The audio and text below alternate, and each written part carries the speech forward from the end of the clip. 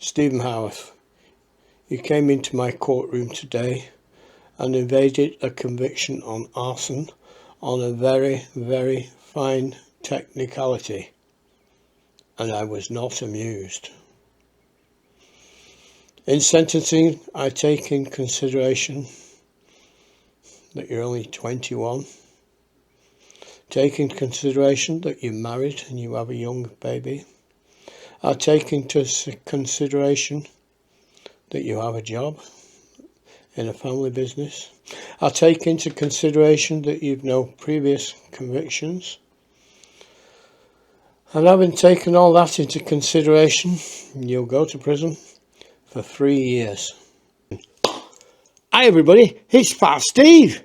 Hello, it's Fat Sandra, but I'm not fat. And together, we're Spices Media.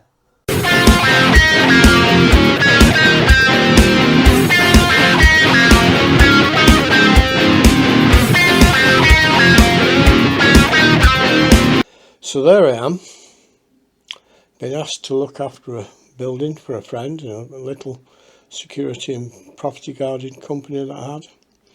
And it burnt down whilst he was on a holiday. And so I get picked up, taken to the police station because I was the key holder. And it was a bit like the TV series Life on Mars. There was a big fat bastard that smelled of onion butties walking round me with circles, saying I think we should beat it out of him. And then there's a nice one that I think was called Fitzgerald. He's probably retired now. He was being polite and kind, and they locked me up, put me in a cell for the night. And during the night they woke me up and said follow us. I went down a corridor and showed me through a spy hole, and there was my wife crying in a cell. And it's like, what are you doing? Oh, we thought we'd bring her in because of pillow talk. So that was it. What do you want me to do? Just sign this. So I signed a statement admitting arson, I think. Got took to Lancaster. The prisons were on strike, so I got remanded at Lancaster police station. And at trial, a very famous barrister, Richard Henriquez, told me to admit the arson, and he had a test case of a man called Denton who'd burnt a mill down for the owner's instructions. So I think I was 19 or 20. I'm in chambers with this Richard Henriquez. I said he's now a very famous judge, lives here on the Fylde. And my mum and dad say, oh, he's the barrister, so do what the man tells you. So I pleaded guilty to arson. The judge kicked the jury out, brought them and directed them to give me a not guilty verdict, which they did. And that was it. But then the clerk said, don't move. And he said, you got further charges. And they charged me with conspiracy to defraud £186,000.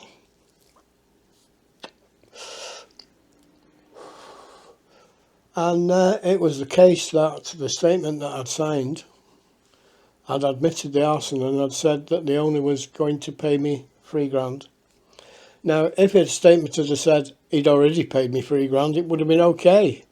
But because he was going to pay it to me, it was conspiracy to defraud insurance. So anyway, I get sent down, get led downstairs, get searched. This is at the old Preston Crown Court where Thompson Venable's trial was 30 odd years later. Get processed, get put on a coach. And the coach stopped at a couple of other prisons on the way, I think. And we finally got to Walton Jail. And it goes through a tunnel and in. Off the coach, handcuffed up into a processing area.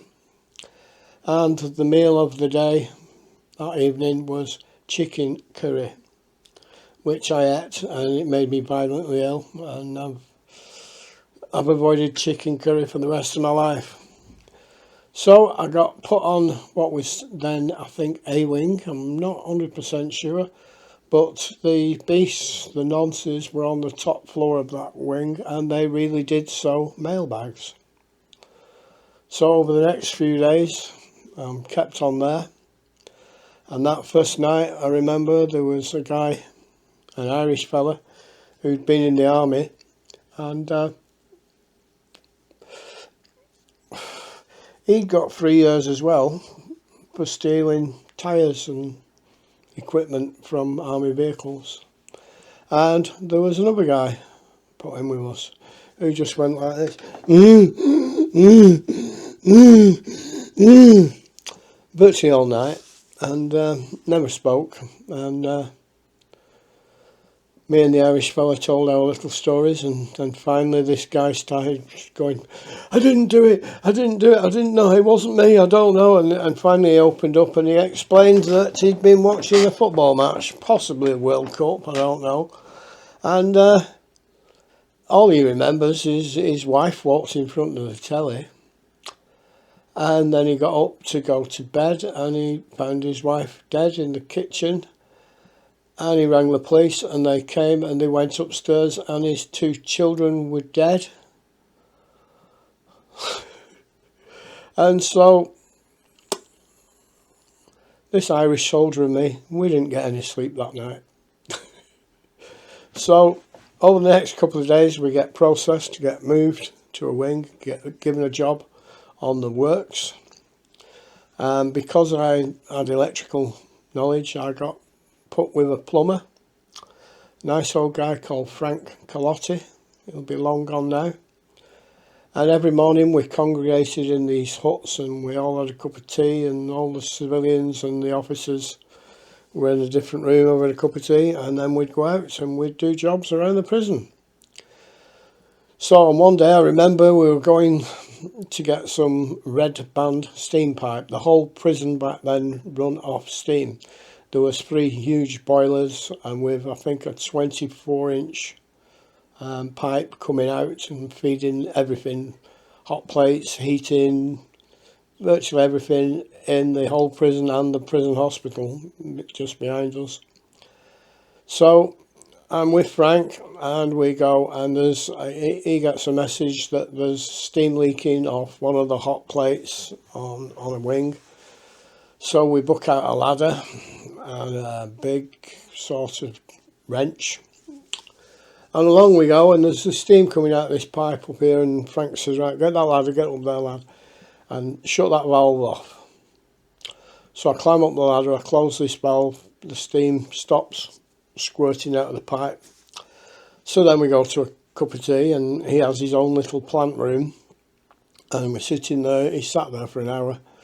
I'm like bored, and then he gets a message on his radio saying the hot plate's not working on this particular wing. So we go back and it's the same wing, and Frank says, right, climb up that ladder lad, climb it, and then turn that valve on. And I look at him and he smiles, and I turn it on, and a few minutes later the hot plate's working, but there's steam coming out of this pipe again. And the whole year there at Walton, well, 6 months working with Frank, that's what it was like.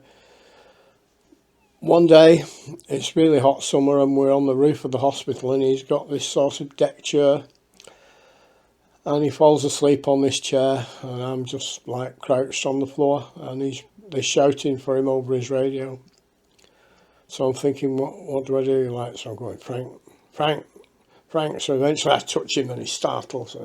So they're shouting for you on the radio. He comes on, and there's a steam leak in the tunnel. So this is the entrance and exit tunnel. I've only been there about 2 weeks. So we go in the tunnel, one gate opens, go in, that day it closes. So there's steam coming out of this big square lid on the floor. So we go, and he gets a hoist and other things, and we lift this thing, and the steam's coming up. And he says, I need you to go down there and shut that valve off. And it's like burning hot. So off we go, and he gets this sort of, supposed to be a fireproof suit or something, and he sends me down this hole, and just as I'm climbing down, the outer door opens so I can see outside the prison at Walton. I could have just legged off. I said I've only been there a few weeks. I climbed down this hole, I shut this valve, and even though I had gloves on and burnt my hands, there were no proper health and safety back then. It was just, that's how it was. Another day, my screen's gone off now over there, I can't see myself. Oh, it's come back with no signal.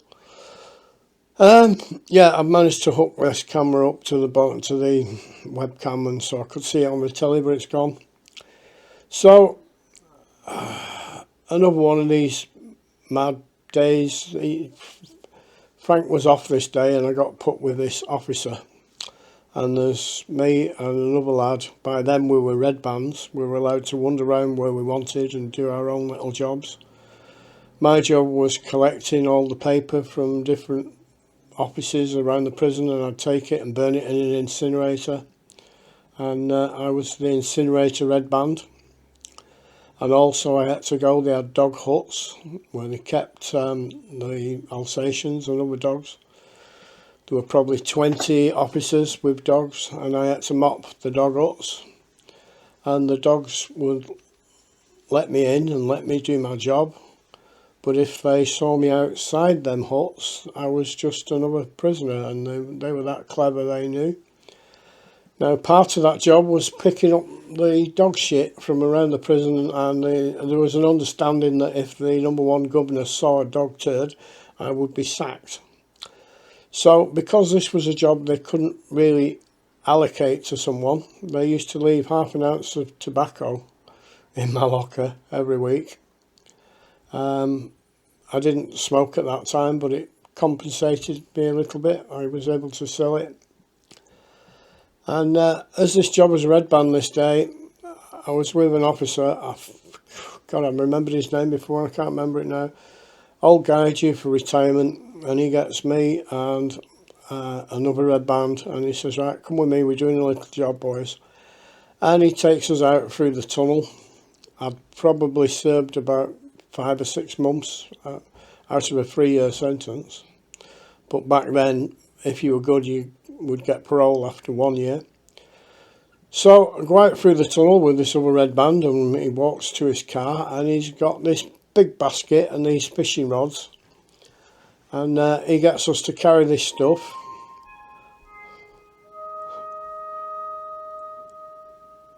It must be 12 o'clock or something.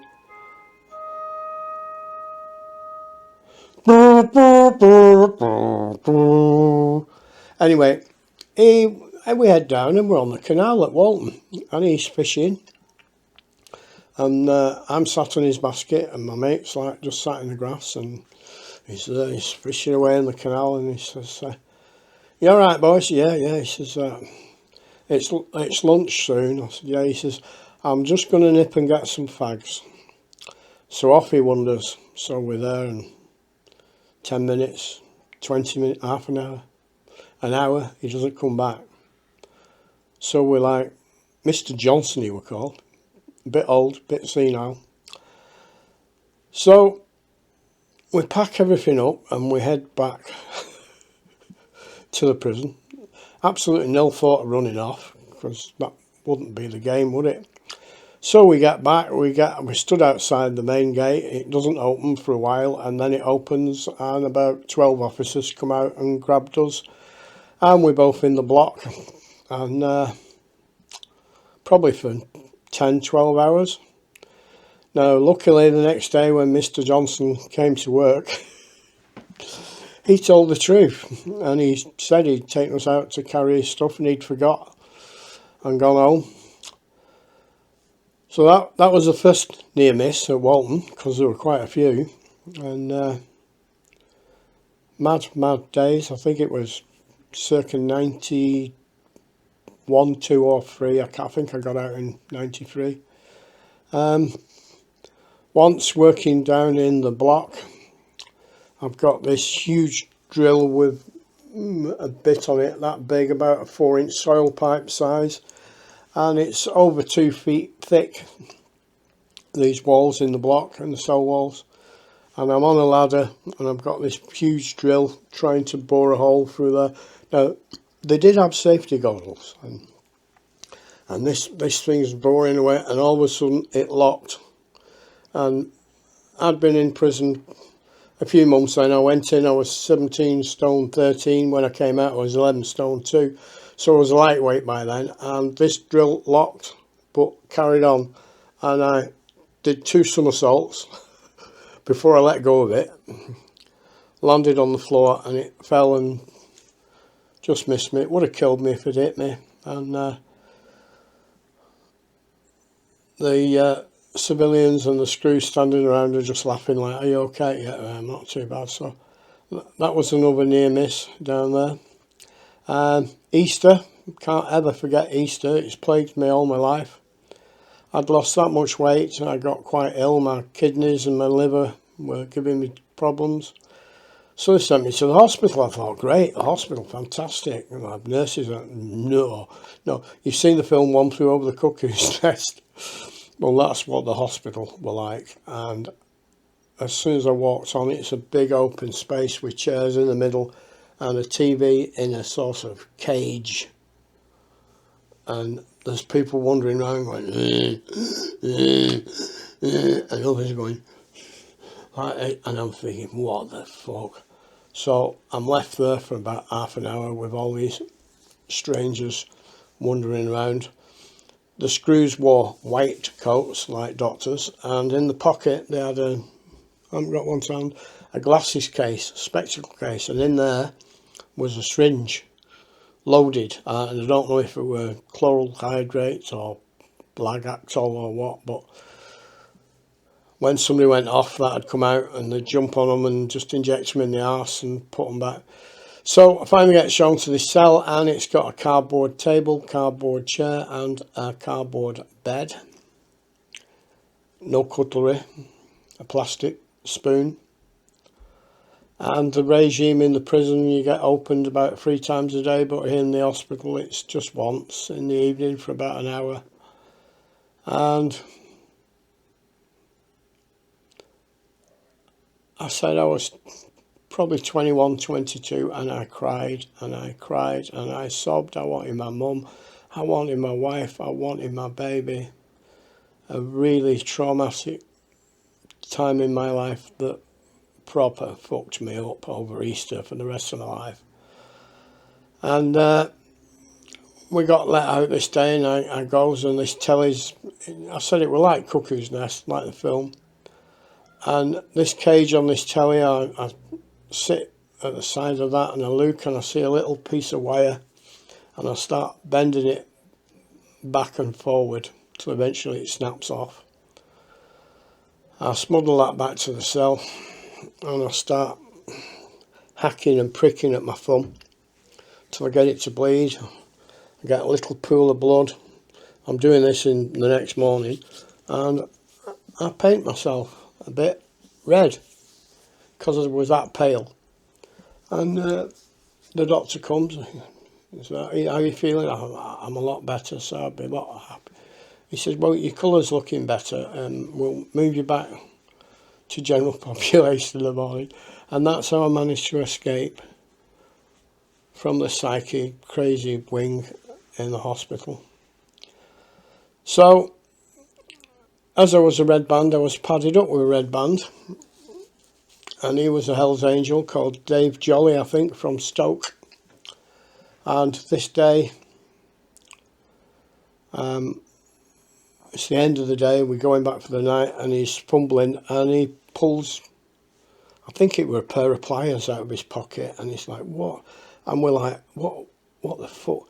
He says, we were doing a job today, and I've obviously missed them, but the tools that the screws or civvies took out came on a board, and everything had to go back in the right place. So how he'd done that, it was an accident, didn't know, and we just laughed about it.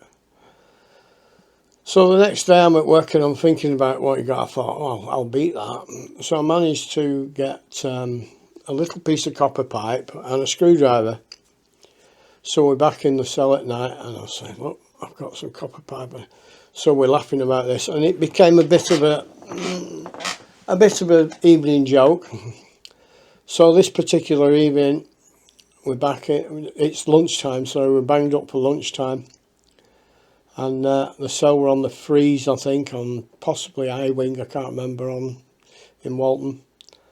And he says, did you get out there? And I said, no. I said, I might get something later. He says, guess what I've got? He said, what? He bends under the bed and he pulls out an oxyacetylene porta pack. So there's a tank of oxygen and a tank of nitrogen or whatever it is, and all this blowtorch, and it's like, what the fuck? How? And I'm just gobsmacked, and he's laughing. Yeah, I thought I'd bring this back. He said, we could cut through the bars in a and I'm thinking, what the? And then just then the door opens, and his civvy walks in, and I'm looking, and he says, I've come to pick that porta pack up, Jolly. So he picks it up. I think I was, what was that? He says, I was just messing. We were doing a job on here earlier, and he was going for a tea break, so he locked it in our cell. So they're just a few of the mad stories. I don't know how long I've been going. I don't know if this will make a full video or not. You okay, Sandra? Oh, she's on a quiet one today. She's actually missing her little friend. Well, we're all actually missing her little friend. So I might do another on Walton. I don't know. What I will finish off with is there's a very infamous person called Paul Sykes. Now, I'd upset one of the assistant governors, but I just can't remember what had happened. And I had 24 hours to do. I'd got parole, I was going home. I'd been allowed out for a week. So I'd had a taste of freedom and a taste of my wife and seeing my daughter. And I'd upset this.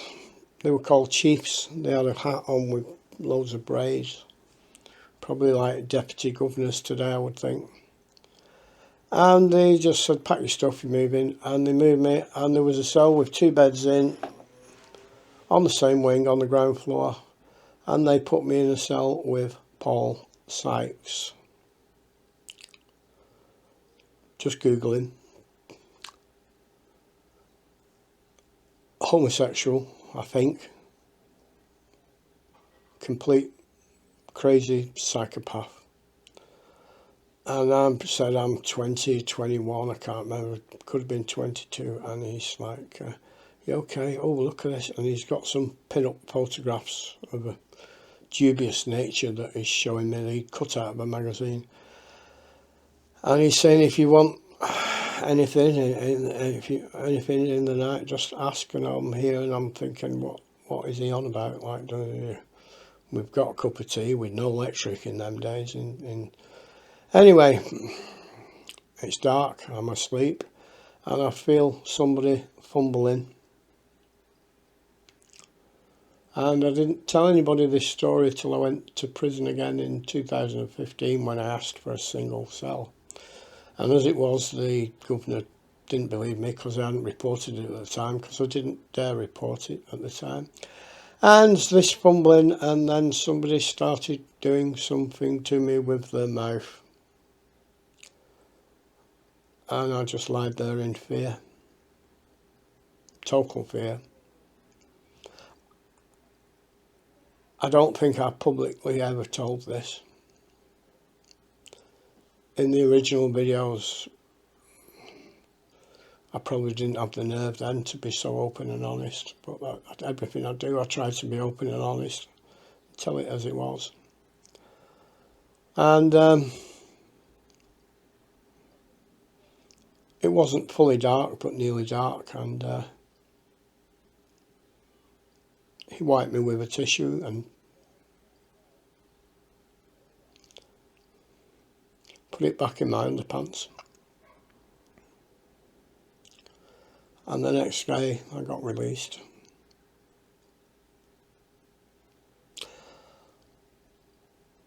So that's just a little bit about my experience in Walton.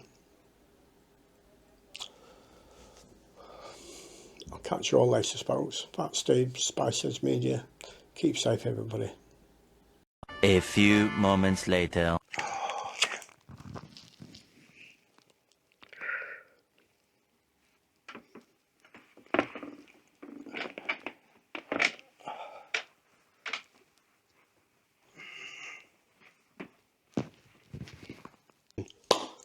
Hi everybody, it's Fat Steve. Hello, it's Fat Sandra, but I'm not fat. And together, we're Spices Media.